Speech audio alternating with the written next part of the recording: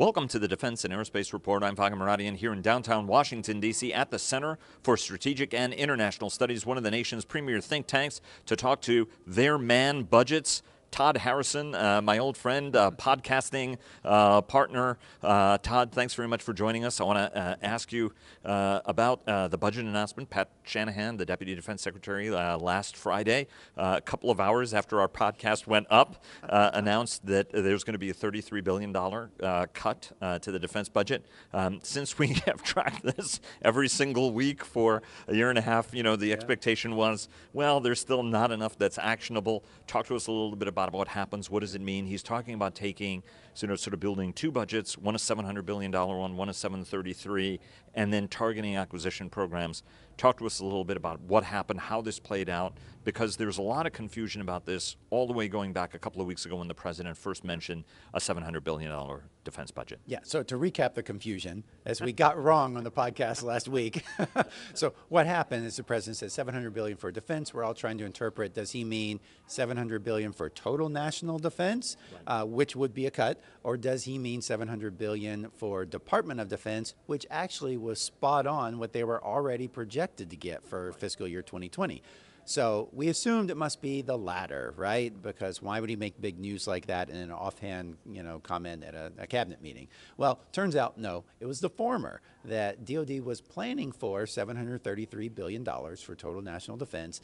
Now, after that cabinet meeting, apparently, Shanahan got a phone call from Mick Mulvaney, the Office of Management and Budget, saying, no, it's $700 billion. So this is very late in the game in terms of the FY20 budget building process to have a cut of this magnitude. So this is unusual. The department had been working all along to $733 billion. That's what they had been told by OMB from the beginning.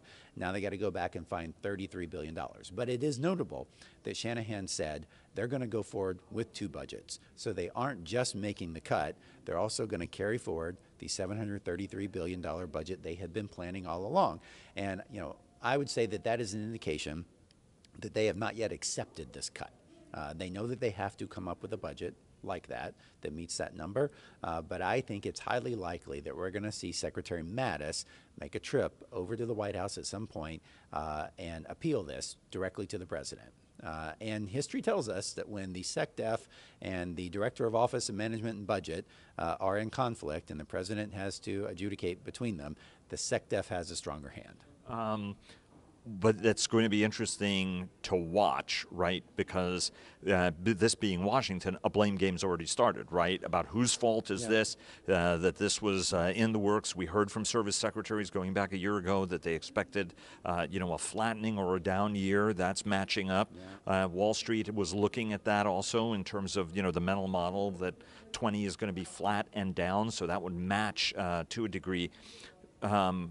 But there's also debate about whether or not acquisition should be targeted to preserve readiness, right?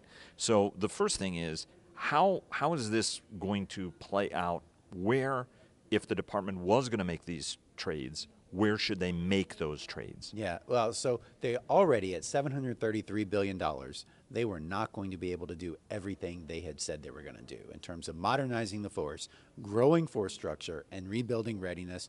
You can't do all three of those with a budget that's only growing with inflation. Now you're looking at a declining budget, and I don't see how you can do any of those things, quite frankly. And also we got to, take into account that this is a last-minute cut. So this is something the department has not been planning for. And so when you're instituting a last-minute cut, the easiest thing to go to, it doesn't mean the smartest thing, but the easiest thing is to go into your modernization programs and start pulling out money. But with that said, they're not going to get $33 billion out of modernization programs on its own. So I imagine what they're actually going to end up doing if they have to implement these cuts is they're going to spread it around. There'll be a little bit here, a little bit here, take a little bit off of a lot of things. And nothing breaks completely, but a lot of things break a little bit. And I fear that's what they'll be doing. But there's going to be a cost implication, right? I mean, salami slicing is always the way this is done. You and I were talking beforehand. Does it make better sense actually to target manpower and eliminate even units if you have to? But each one of the services has pegged a lot of this extra investment in force structure, certainly on the Army, the Marine Corps, the Air Force with its new 386 squadron plan, and the Navy is still sticking to 355 ships. Do you think that there should be a manpower reduction instead? Because won't there also be a cost implication if you change these programs in terms of rates? Isn't that actually going to end up costing you more money? So wouldn't it be better to take it out of manpower? It'll cost you more money in the long run, for sure. And I think the bigger point, though, is if you want to be consistent with the strategy, with the new national defense strategy, consistent with the priorities in it, you should focus your cuts on force structure. You hold the line on readiness, make cuts in force structure, and they may need to be deep in some places, really deep cuts, getting rid of entire units, cutting back, getting rid of those personnel costs, but also the operating costs that go with them, and retiring some legacy platforms, make deep cuts in force structure, and then to be consistent with the strategy, you want to preserve those modernization programs, because if you delay them now, not only do you break them and end up costing more in the long run, you push out when you're going to get those capabilities in the future. And the strategy makes clear that we need those modern capabilities. And so you don't want to be delaying that. That should be the last thing that they do. But unfortunately, it sounds like that might be the first thing the department does. Do you think that it's... there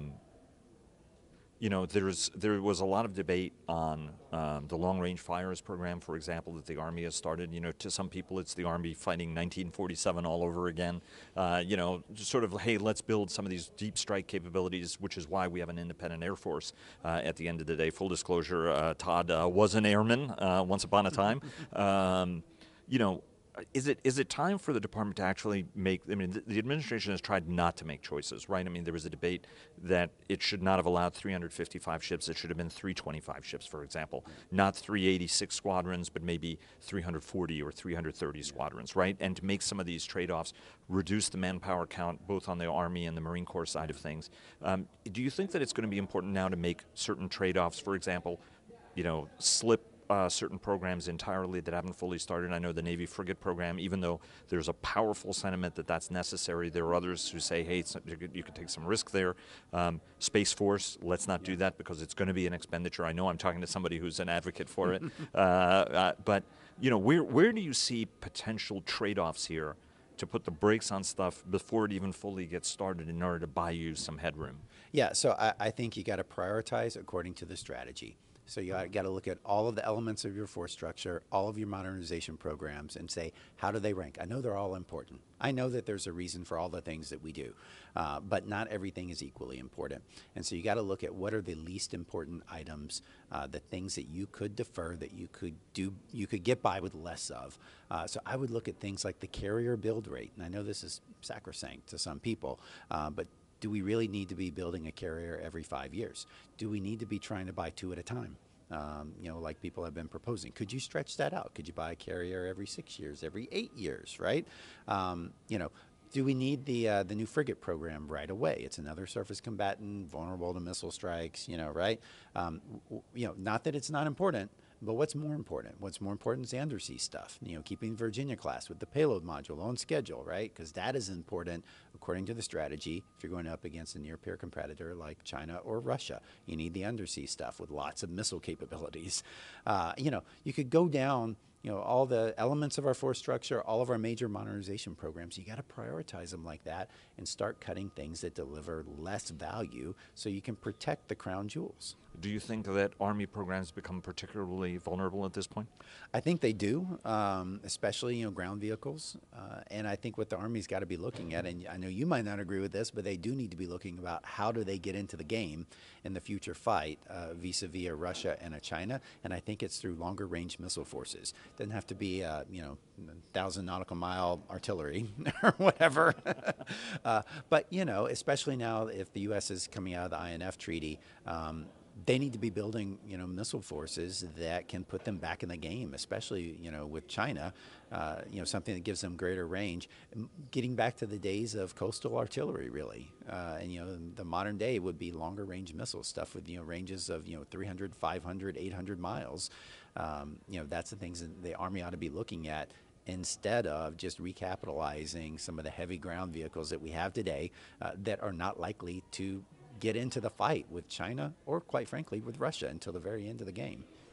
Seeing as how you threw down, just to address that a little bit, I wasn't going to let that comment go. It's not that the Army shouldn't grow longer arms in terms of its striking power. The issue, again, is the 1,000-mile artillery, which you could debate. And the other thing is that the Air Force carries with it some of this capability from bases, as opposed to needing to be resupplied at a local level, which in any island hopping scenario is going to be the big challenge, right? So I think that I'm not saying that it shouldn't be an increase. I think everybody sort of understands that. But when it starts to mirror very, very much like what you can do with your Air Force that can bring that kind of capability and deliver it, that's a little bit of the challenge. Well, yeah, that's where the Army needs to create new roles and missions for itself that it hasn't had in a long time, where it can do what China does and have missile forces, fixed bases, or transportable, that can create a threat bubble, a keep out zone to protect key areas and key shipping lanes, right? The Army needs to bring that kind of capability to the fight. But one of the things that China has is everything is domestic, right? So they can move stuff out in underground tunnels and cave complexes and things like that, whereas we would have to move it forward and base it on islands. I don't want to get stuck on that. Let's talk about personalities on the Hill and how this changes this whole budgetary dynamic. We were looking at one-party control of the White House, the Senate, and the House. Mac Thornberry, big supporter of more defense spending. Obviously, John McCain was a big supporter of defense spending, much more activist. Inhofe is a little bit of a different character. And then we don't know, there are some folks who think that, hey, Democrats are going to win the House and Adam Smith may become the next chairman of the House Armed Services Committee. Talk to us about the dynamics here, the personalities, and Republicans basically don't care about debt unless it affects whatever the Democrats want to do. So, walk us through the political dynamic here that we're going to see in the next term. Yeah, I think the party that's not in control of the White House cares about the debt. Right? And so we'll start to see that dynamic play out again here, especially if Democrats take control of the House. Then they'll have a reason to really start, pounding on the debt, because it'll be President Trump's debt that they'll be fighting against, just like Republicans got serious about the debt when it was a Democrat in the White House. So yeah, these dynamics are likely to change after the midterm elections. I think a lot of it is actually going to come. It's going to be the same old battle that we saw during the Obama administration with divided control of government. Defense is going to be a hostage in the broader budget debate. And we're going to see a lot of this hinge on what are Democrats willing to accept in terms of non-defense spending. And in a way, this could be Mick Mulvaney's genius here, that he's getting out here early with a defense reduction, because $33 billion less in defense is also in the budget negotiations at the end game of this to raise the budget caps to allow any of this to happen.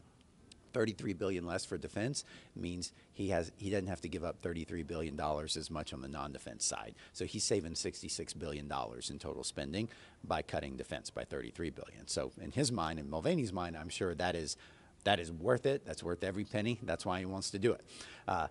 You're saying there were cynical political calculations in Washington, Todd? No.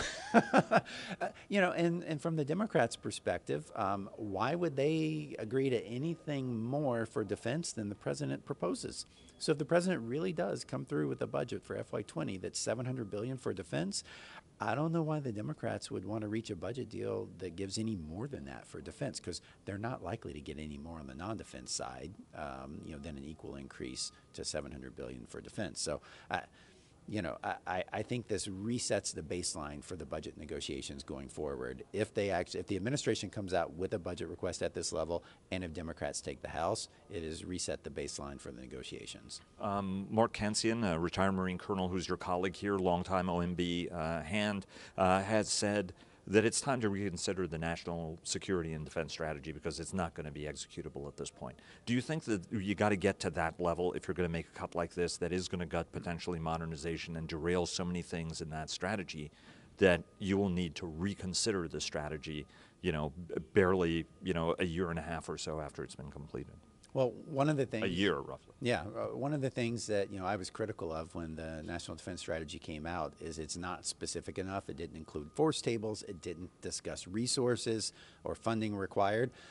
That now is an advantage of it because it never said what was needed. So you can scale it back as you see fit because they weren't specific enough. But I mean, in all seriousness, I think Mark has a good point that they wrote the strategy envisioning a top line that was higher than what they've got. And so I think they do need to go back and revisit that. And it's not just adjusting the strategy. It's bigger than that. It is adjusting our strategic commitments around the world, that we cannot expect the military to continue to do all the things that it does today with fewer resources. You actually have to commit to cutting back at something, or else what you'll be doing is you'll just do a half-assed job of everything. And that's not what anyone wants. That's not in the best interest of the country. It's better to selectively say, here are the things we're not going to do or we're going to do less of, and let that flow into your strategy and your budget. Last question. Obviously, big debate and discussion on Jim Mattis and when he goes. I think the original plan was to go at the end of this year. Now it looks like he is going to stay an indeterminate amount of time, but still, that's the leading parlor game in Washington. How does his presence or not change the budget deliberation at the end of the day? So by all reports, when we got this big budget deal back in February of this year, he was instrumental in getting that through, that he went over personally and talked to members of Congress and made a compelling case for why defense needed more. And that got everyone on board, and the Democrats got on board when Republicans were willing to give some on the non-defense side as well. So he played a big role in getting the budget deal this past time. There's an expectation that to get another budget deal, you would need, that's as large, you would need, a Jim Mattis over there on the Hill, making that same case. If he's not there, then I think it changes the calculus, and it's going to make it a little more difficult. I mean, obviously it depends on who replaces him, but I think it's going to be hard for the Trump administration to get another Secretary of Defense that has the bipartisan credibility on the Hill to push through a really big budget deal. Todd Harrison, the man who does all things defense budget here at CSIS. Thanks very much, Todd. Really appreciate it. Look forward to talking to you, talking with you and having you on the podcast this week so that we can do an after action. But your bet is this is not going to be settled. This is not just a one-week issue, right? This is going to be weeks of uncertainty associated with the budget. I think it's weeks of uncertainty. I think Mattis is going to make another grab at this and try to change the president's mind and get a higher top line. And that we may not know the outcome of for a couple of months. Todd, thanks very much again. All right. Thanks, Vago.